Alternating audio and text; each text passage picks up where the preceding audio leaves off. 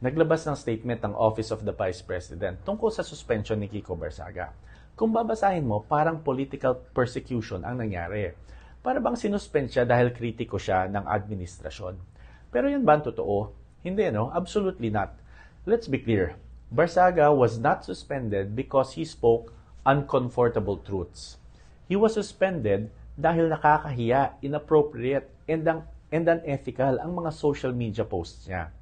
The House Committee nag-identify sila ng mga problematic posts. Kasama dito ang lewd content, mga larawan ng babaeng halos subad, sexualized image, and sexually suggestive behavior. Number 2, ostentatious display of cash. Mga larawan ng nakabundle na pera at ipinagyayabang. So hindi ito tungkol sa dissent, hindi ito tungkol sa pakiging kritiko. This was about conduct.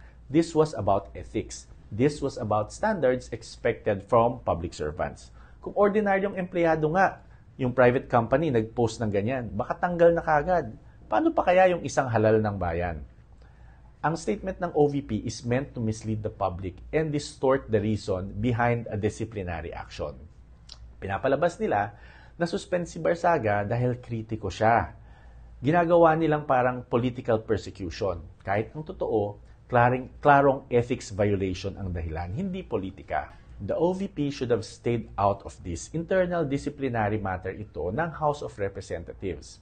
Kung dinidepensahan ng OVP ang mga post ni Barsaga, ibig sabihin ine-encourage nila ang pamabastos ng babae, approve sila sa mga bastos na content, dinidepensahan ba nila ang paglalandakan ng pera ng isang public official?